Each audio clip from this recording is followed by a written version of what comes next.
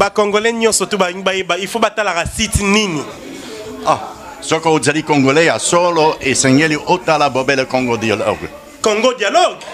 Tembete. Osasi. Soko di congolais ya solo okokiko zanga mokolo moko te esengeli otala bobele Congo dialogue. Oyeba makambo mazali koleka kuna. Donc www.congodialogue.com. Soko za congolais ya solo. Yango wana. Nzeta lobi yango foko talaka. Congo dialogue. Tina yango ngai pena yebaka makambo makoleka kuna na bosana te. Otala kapeka ka Congo dialogue. Tembete. Yeah, so ata nazali congolais so ata ba mendele kwa kokiko tala. Congodialogue.com.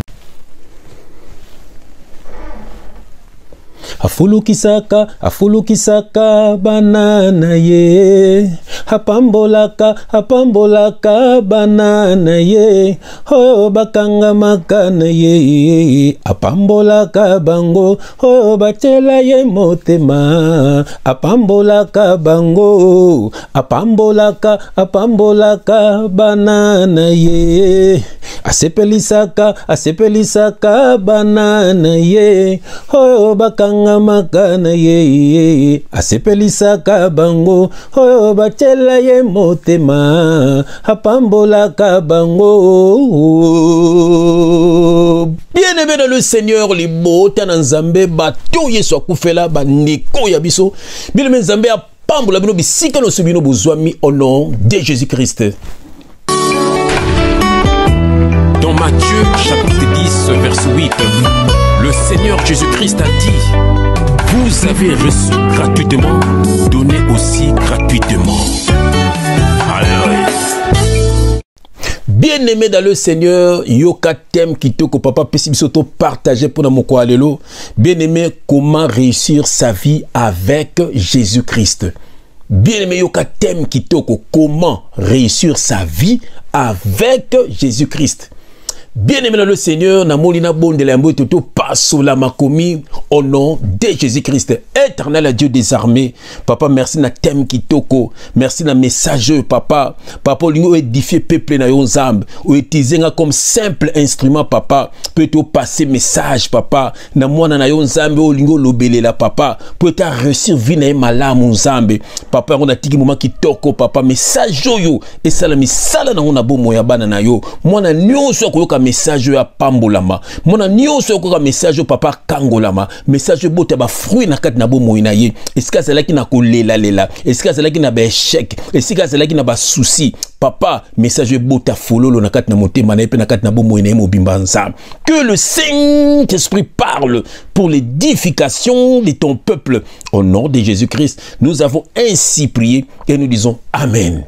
Afulukisaka banana ye, apambolaka banana ye, hoyo bakanga makana ye, apambolaka bango, hoyo batela ye motema, apambolaka bango, asepelisaka banana ye, atombolaka banana ye, hoyo bakanga makana ye, atombolaka bango, hoyo batela ye motema, atombolaka bango. Bien aimé, uzana adresse ya bien. Awa, ndeko nonde papa tindi. Pona ko édifier yo. Bien aimé, le exhortation. Bien aimé, papa tindi na exhorter yo. Bien aimé, pour réussir vie na yo. Bien aimé, na Jésus-Christ, comment qu'on ça? Na la vie chrétiennité, na vie na yo à tous les jours, ta vie quotidienne. Comment réussir ta vie de tous les jours? Bien aimé, ozala na kimia na libala na yo, kimia na ndaku na yo, kimia na misala na yo, o réussir na ba projet na yo. Comment qu'on sala? Yango tem papa pesingai, poti mingi bazube chèque na mabala. Bazube chèque na mabota. Baboti bana bayokelaka bango te. Baboti bana balandi nzela kuyiba, bana balandi nzela ya mobulu, bana matoi mangongi. Bien aimé. Et na batu misusu bazaya kolela. Et ça na batu misusu bazana ba souci. Yango papa tindingai. Comment réussir ta vie avec Jésus-Christ? pas ta vie en Christ, mais ta vie avec Jésus-Christ. Donc, le col aux alina Zambé, le col aux alina Jésus-Christ, Dieu fait homme, Emmanuel, qui signifie Dieu parmi nous. Le col aux alina Yé, n'engini na lo qu'on récit vie na yo. Et on t'aime papa Pesibiso, bien aimé dans le Seigneur. Osana bala ba Yesu. Awa, ba ko kosa yo te. Awa, ba ko senga yo mbongo te. Awa, bien aimé, ba ko memo na li felote. Ezande ndeko ya yo, papa tindi. Po eto yeba papa. Oyeba pour Nzambe zalaka ndenge nini. Oza sous goube te. Oza la sous bébé spirituel te. Oza la vrai enfant de Dieu. Bien affermi, bien assise. Alléluia. Satan a banga yo. Bana Satan a banga yo. Ba faux serviteur ba banga yo. Na kombo na Jésus Christ. Bien aimé dans le Seigneur. Awa. Bien aimé. Polele na polele. Pembe na pembe. Vérité de very. Révélation de rêve. Bien aimé. Pona bateau yeso koufe là. Il faut que le babo solo. Peut être bateau ba kangolama. La vérité blesse, mais elle délivre. Alléluia. Bien aimé, comment réussir sa vie avec Jésus-Christ? Dans quel verset dans Marc chapitre 9, verset 33. Je lis au nom de Jésus-Christ. Jésus lui dit, si tu peux, tout est possible à celui qui croit. Bien aimé, tout est possible à celui qui croit. Croire dans nani? Tu crois en qui? Et puis en quoi? Bien aimé dans le Seigneur. Oso croire dans nani? Bien aimé. Tout est possible à celui qui croit. Bien aimé, crois en Jésus-Christ. Si tu crois en Jésus-Christ, tout est possible. Nyosoko sala bien au tambola. Donc tout est possible. Nyosoko sala. Et que ça melayo. Bien aimé. Et ça n'a pas tout belé. Bakanisaka batambola kana Jésus-Christ, mais batambola kana Jésus-Christ était. Pourquoi? Pour bakoti nakati ya binzambi. Bakoti nakati ya mensonge. Bakoti nakati ya biloko moko charnel. O batemido, o dim, o temple, o patati, o patata. Banakati, oh, nakoti jeune, oh, nake retraite, nake ngomba. C'est charnel. Tu n'as pas Jésus-Christ. Tu n'as pas Jésus-Christ. Yozo kanisa. Na biloko zo sala. Ndenzamba ko pambola yo, ndenzamba ko tambola na yo. Jamais. Oza charnel. Yesu so nyonso ne koloso. Andima ki nyoko mapona yo. Eloko zo senga na yo abi si tu peux. Tout est possible à celui qui croit. Croire na Jésus-Christ, croire na l'œuvre de la croix. Bien aimé, bando qui a famille, bando qui a quartier, bando qui a ba collègue, bando qui a monde physique, pe monde spirituel, bando qui évangile, ba banga yo. Bien aimé, et sengi nini alors, yo ke sengi, toke na verset na biso, toke na Genèse, bien aimé zoaka ba verset, na ke na Genèse chapitre 12, Genèse chapitre 12. Genèse chapitre 12, Genèse chapitre 12, on a versé à partir du verset 1. J'ai lu au nom de Jésus-Christ. L'Éternel dit à Abraham, va-t'en de ton pays, de ta patrie et de la maison de ton père, dans le pays que je te montrerai. Je ferai de toi une grande nation et je te bénirai, je rendrai ton nom grand. Et tu seras une source de bénédiction. Je bénirai ceux qui te béniront et je maudirai ceux qui te maudiront. Et toutes les familles de la terre seront bénies en toi. Bien-aimé, est-ce que au soli verset où Zamba lobi na Abraham, bien-aimé, il faut acquitter pour pambolae. Yoka place message na biso evandi. Batu mingi ba pambo makate pona no bakita te. Okita ba camarade na yote. Okita makambo no yakala te. Okita elateli na yote. Okita lolenge ozaki na mokili te. Bien aimé, ozaka na makambo no yakala. Ozaka na boy na lobi no toko boya batu na yo. Non, mais yo ozaka kana ba atu na yo yakala. Ozaka na ba même masolo. Komo lingi nzamba pambola yo? Bien aimé, pon nzamba pambola yo, il faut okiter. ndenge biso to kita ba musique ya mokili to kita makambo tozalaki nango to tika bachoko to tika vila ya luyenge tozalaki nango to tika via kindumba tozalaki nango baninga na biso akala to boya bango te mais to tika bango pamba te soki to kote to kobeta masolo nini soki nzamba alingi to kuta na to bondela to kokuta na to bondeli to partager parole ezate su to tambolaka to kindaka soki wapi to kende soki nde bakokwesa kondima nanga mais na ba chrétien ebeli basaka na makambo akala baka na bato akala baka na bisika na bango bakendaka bien aimé nzamba ko pambola yo comment babi na Abraham il faut acquitter bien aimé okotanga soko tangi chapitre mobimba okomona Abraham akitaki pe nzambe apambola ki na kombo na Jésus Christ bien aimé kabona na ba faux pasteur baza ko kosa yo bazo mimayo na idolâtrie que il faut les capa na bango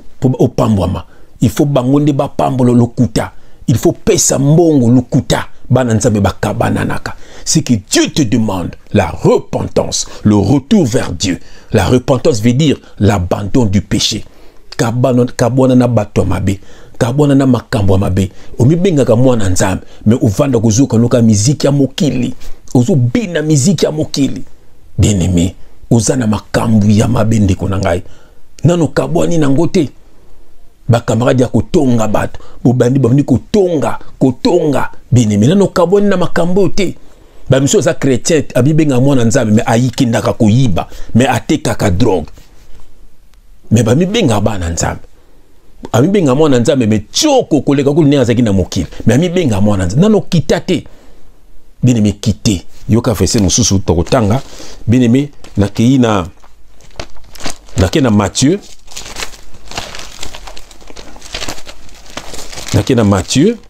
yoka le tokotanga wa ezaka exhortation bien aimé nza papa tini to na exhorter yo voilà bien aimé tel verset tokotanga na Matthieu chapitre 6 nakena on a verset 5.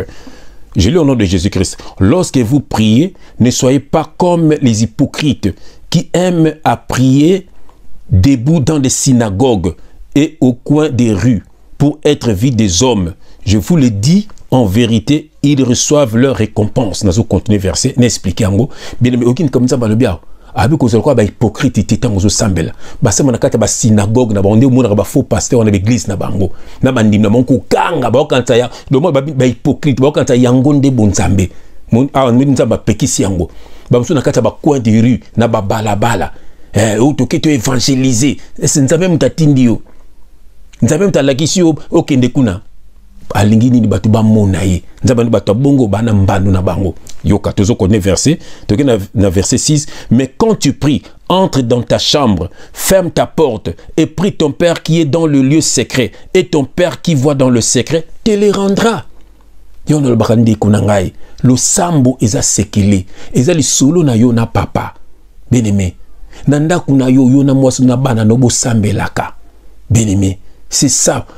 Kozana nzambe zali kozala nzambe kotambola na nzambe. Ezate na kata ba synagogue ndo mona kawane koma ba club d'amis. Bolati bolokisa bilamba. Yoka miziki. Bakina bayina ba onko luka mbongo. Ba okosa bino. Bola muka bandeko na ngai ba okosa bino. Bazo kosa bino bandeko na ngai.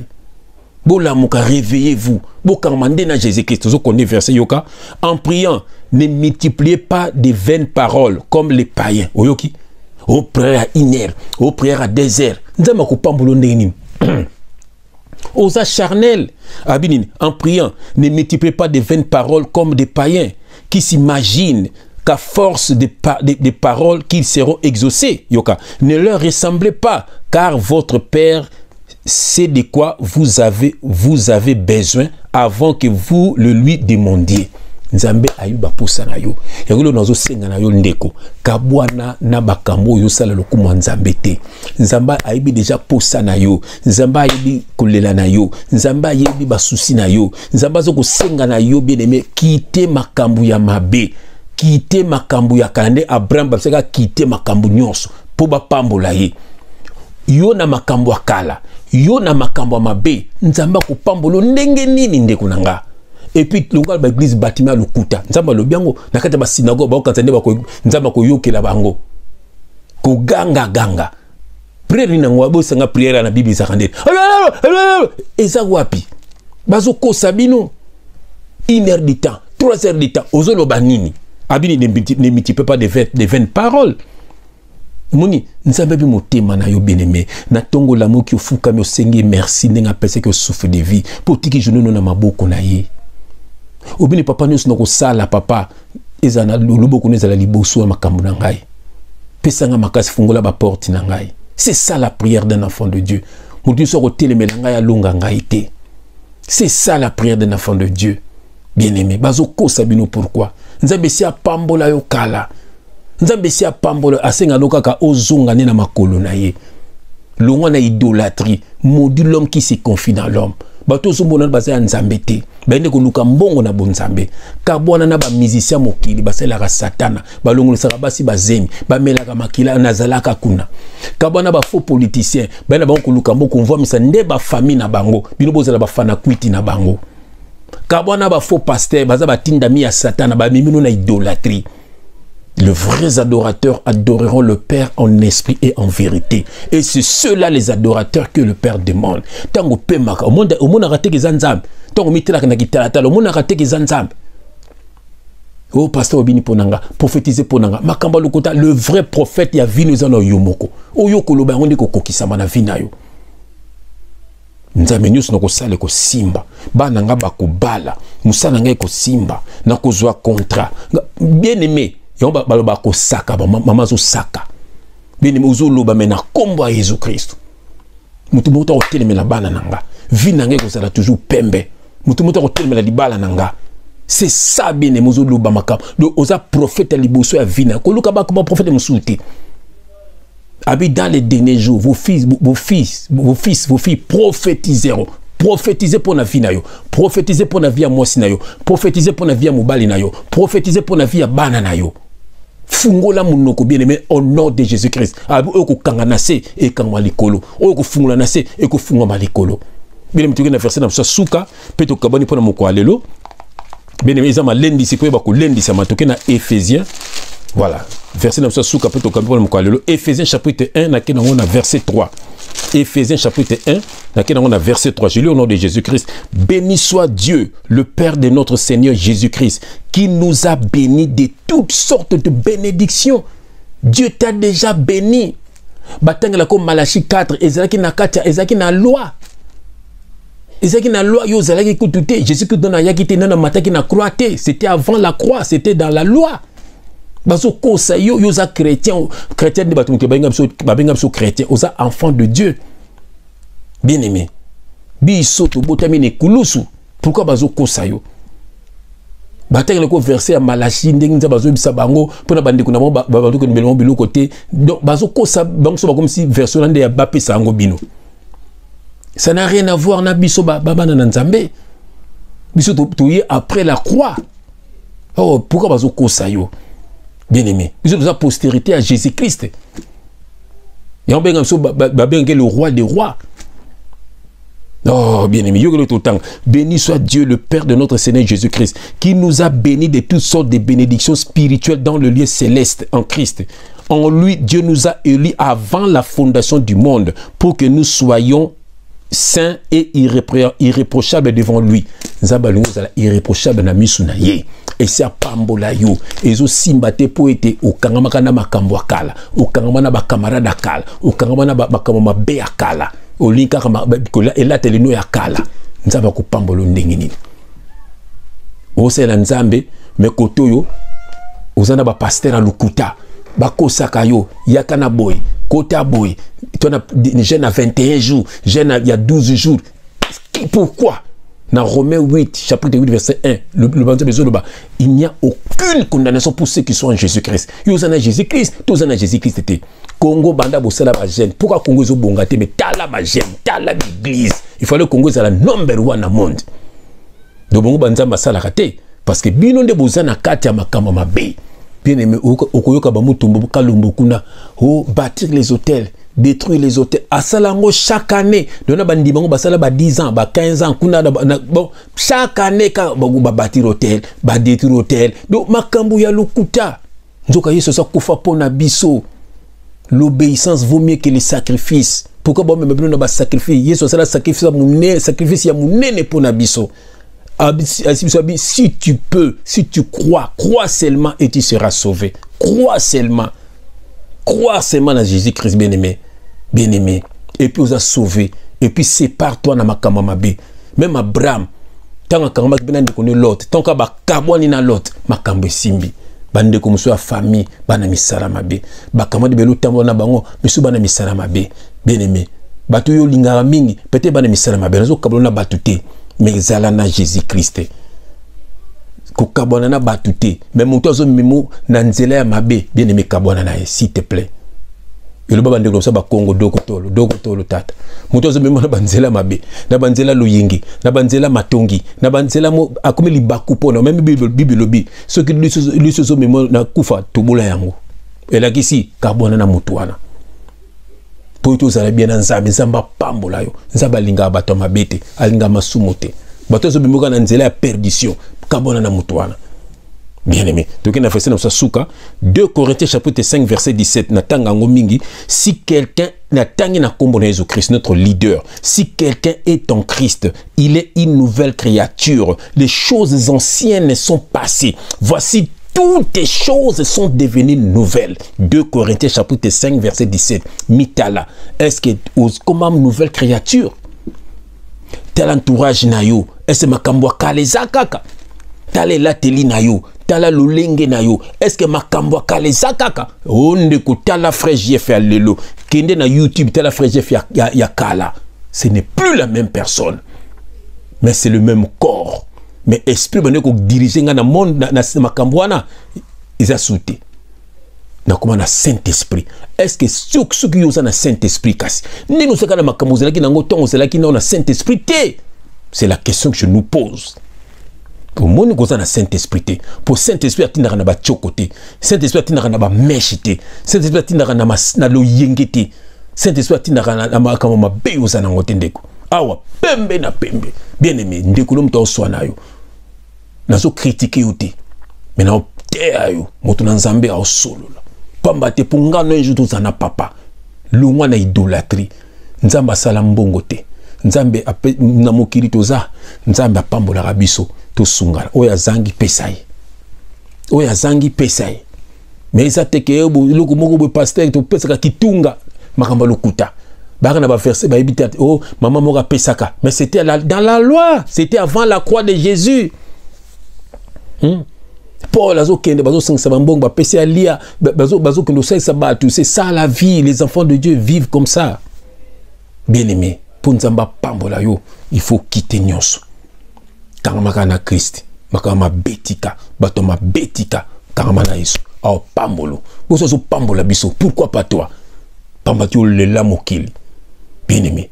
Nathalie, faux serviteur moro de Dieu à l'obio, bunzambe alingane Yesu te, alingane bunzambe te, abia monango eza punition. Ah, tu comprends kazane anzambe te.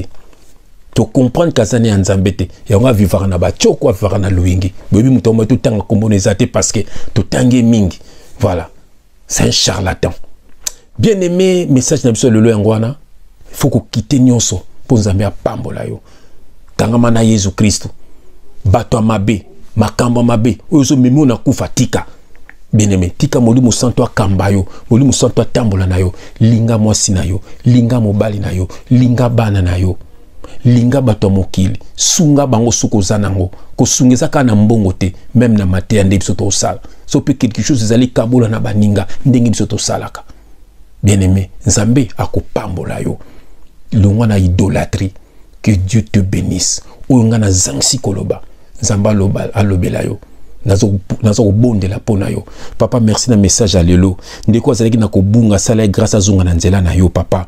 Bakila ma Jésus Christ etangi na ngba Golgotha et petula ndeko na ngai ezinga yazala invisible à toute attaque de l'ennemi. Tondi se na molimo santo nzambe. Kobanda lelo nzambe atambolo kwa mwana nzambe.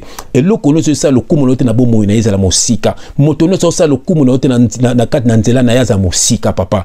Pambola ndeko nanga pe télémisé azala véritable enfant de Dieu. Et puis mukolo ko tika mokili papa to kutana na epai na yo. Quelle grâce! Sois béni mon frère, sois béni ma sœur au nom de Jésus-Christ. Amen. Dans Matthieu chapitre 10 verset 8, le Seigneur Jésus-Christ a dit, vous avez reçu gratuitement, donnez aussi gratuitement. Alléluia. Ba Congolais nyonso tu ba il faut batala la site nini. Ah, soko ozali Congolais ya solo e sengeli otala bobele Congo dialogue. Congo dialogue. Tembete. Soko ozali Congolais ya solo okoki kozanga mokolo moko te e sengeli otala bobele Congo dialogue. Oyeba makambo mazali koleka kuna. Donc www.congodialogue.com. Soko oza Congolais ya solo. Yango wana. Nzeta lobi yango foko talaka. Congo dialogue. Tina yango ngai pe na yebaka makambo makoleka kuna na bosana te. Otalaka pe kaka Congo dialogue. Tembete. Ya, soki ata nazali Congolais so ata bamendele ki bakoki kotala congodialogue.com